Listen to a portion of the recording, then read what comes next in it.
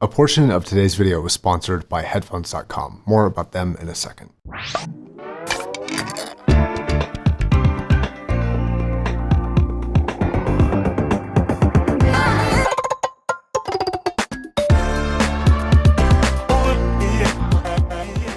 Today we're reviewing the beautiful Noire X Open. This is the open back counterpart to the Noire X closed, and they do a surprisingly good job at being a very, very good pair. A couple quick things. As you know, headphones.com is a sponsor of today's video. DCA had nothing to do with this review. All thoughts and opinions, like always, are my own, and I'm not being paid or asked to say anything good or bad. This unfortunately sees a $300 price increase over the Noire X, which leads this to be about $1,300. So it's a very expensive headphone, and it's actually somewhat interesting to see the closed back version be less expensive than the open back. A lot of counter examples exist in the opposite direction. For example, there's the AR5000 and the SR5000, there's the HD800S and the HD820. There's actually a lot of examples where the closed back seems to demand more money for whatever reason. And in this case, this is actually interesting because I think there are some benefits to the open back, but I also think that in my particular opinion, I like the closed back a little bit better. And we'll talk about why in a second. But the open back is very good, and it comes with a very beautiful design. I normally would complain about gloss black here, but the grille design is just magnificent. And it actually really reminds me of the Venom symbiote Spider-Man from Spider-Man 3, the all black one. It's a really cool design, actually. Now, they still take an L for something that I'm not going to leave them alone for, which is glued pads. It doesn't need to be this way, please change it. Now, the rest of the build is pretty much standard for DCA. It's got these ear-shaped cups, a collapsible design, it comes with a carry case, and a very, very nice cable. It's really hard to complain about the fitment for most of these headphones, except for one thing, which is going to be the fact that their headband does tend to be a little bit stiff, at least in the beginning. Some headphones like the E3, because of its weight, it's a lot more noticeable, but these are quite a bit lighter than that, so you don't notice them nearly as much. But I also think that evolving the design a little bit and perfecting it, things like softer headband material and things like non-glued pads would be kind of big benefits to the users. Now, glued pads shouldn't be confused as hearing like non-replaceable. You just need to know that it's much more of a pain to replace it should you need to. Regarding the internals, this is a planar magnetic design, and they use their acoustic metamaterial tuning system inside, which has a lot to do with how the tuning for these is getting so good. In fact, here you can see some of the graphed performance. Now, this won't tell you everything about the sound, but it does give you a pretty good idea of what you can expect from a frequency response perspective, and these were thanks to our sponsor, headphones.com. Now, headphones.com is dedicated to giving you guys great prices and resources like these graphs. And they also have a lot of reviewers over on their website and their YouTube channel who talk about these headphones. On top of the great prices, they also have a great customer support chat assistant if you need any help. They have really fast shipping and 365-day returns, which is awesome. It's a great place to get resources, headphones, speakers, amplifiers, and DACs. Thanks again, headphones.com. For sound, as you can see by these graphs, this is a very well-rounded headphone with what looks like a bit of a bass bump, pretty even mid-range performance, not a lot of peaks or dips throughout most of the headphone until it gets a little bit over 10K, which it has a little bit of a rise in. And for the price, this is actually really good performance. And in some ways, it does beat some of the best headphones in this price range, things like the Aria Unveiled. Now, graphs like this can be a little bit misleading because they don't tell you things like dynamics, which this headphone is kind of like a lot of the other DCA headphones at this point, where there is a tiny bit of a dynamic limitation compared to other planar designs. The graph would make this seem like a really bass heavy headphone, but I actually find the impact to be a little bit greater on headphones that don't even measure nearly as full looking on a graph. Headphones like Aria Unveiled, in my opinion, don't have the evenness of this headphone, but they do have greater bass impact, even though the graph doesn't indicate that. But the dynamic range of this bass is a little bit less accessible than some other headphones. Now, it's still good, and it still feels very impactful, especially when you're playing a song that complements and really calls for a lot of bass impact, but it also doesn't really exceed what I would come to expect at this price range for bass quality or quantity. It's very good, and it measures very well. I'll totally admit that, but I don't think that the measurements are everything here. Now, a couple things to note here. I think that this is exactly what DCA is going for. I think that they're going for a little bit more of what they consider to be a neutral approach to sound. And there's a lot of people and reviewers who consider this neutral approach or their approach to be neutral and for that to be good. And I don't think that's wrong or right, it's just a personal preference thing. Like I said, you can still get amazing bass out of this, especially if you pair it with like a really strong bass amplifier like a Magni Piety. That's a really good cheap option to get a lot of bass out of this.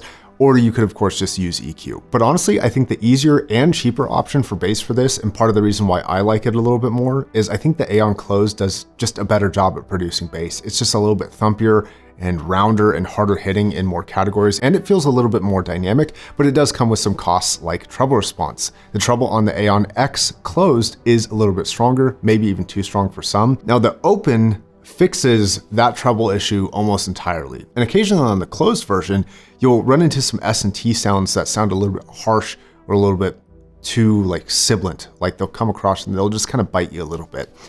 On the open back, that's almost never an issue, which is very impressive. You hear them, but they kind of glide right over. And that's something that I look for as a staple at this price range. And for an open back, that's about what I would expect, and I'm glad that it meets that standard. In fact, I find the majority of the mid-range and vocals on this headphone to be delicate and really good sounding. They sound full in the lower mids, and they sound really sweet and angelic, but not harsh on a lot of female vocalists. This comes off both delicate and exciting and tonally rich, but also controlled and even and neutral. And it can handle a wide range of vocalists, and I found this to be a bit better with female vocalists than male vocalists to my preference. But everyone from Cheryl Lee Ralph for a song like Blood, Sweat, and Tears to a song like Dark But Just a Game by Lana Del Rey. And this headphone can just display that full range in between both of those people exceedingly well. Now on a graph, a comparable headphone at this price would be an Aria Unveiled. Now that's going to be a little bit more peaky and a little bit more dippy than this. This is very well measuring. There's a notable dip on the Unveiled around 2K that this does not have. And I noticed that this is a place where some people don't mind that dip at all, and some people really do. So depending on what you found, if you really like how Hyphen vocals come across, they usually have a dip in this area. The Unveiled is no different, but a headphone like this will kind of fill in that gap and be a little bit more linear into the upper mids and treble. Now, speaking of treble, I think that the closed back is definitely more, but I think in the treble response, especially above 10K, the XO still does come across a little bit too forward. There's some benefits and drawbacks here. The sound staging, as we're going to talk about in a second, is amazing. The detail and fidelity of things comes across really clear, and I think that the upper treble is part of that reason. But it is a little bit harsh, and there are smoother headphones if you're into a more smooth experience. But at the same time, if you're into the DCA sound, this is kind of par for the course. They have a push here, generally speaking, and they're usually not darker than kind of average. They're usually a little bit brighter. Now, I don't want to say that this is necessarily a good thing or a bad thing. This is a region where sounds happen so fast that it's not really as irritating as if they had like a giant peak at 2K or something, or like a honky sound or a really bad sibilance problem. It's a much smaller problem than that, but it's also demanding a higher price tag. And it's in such a competitive space that these small details, they may sound like nitpicks, but that's kind of what you kind of have to do to be fair to everybody. But I don't want my main point to skip across you, where this is a very well-rounded and good sounding headphone in general. It just has a couple very, very small problems. But that's also why they have some more expensive headphones that do perform a little bit better. So, sound staging. This is an area that really impresses me. I don't think it's as wide as some of the industry leaders like HG800S and things like Aria Organic. However, the imaging precision is like probably one of the best in here, and that gives it maybe not the widest stage, but one of the most accurate that I've heard. And it can do the surrounding effect and the individual placement of that surrounding effect as good as anything in this price range. And that to me is very impressive, and it actually makes this a surprise hit for gaming. Actually, I really liked playing some games on this.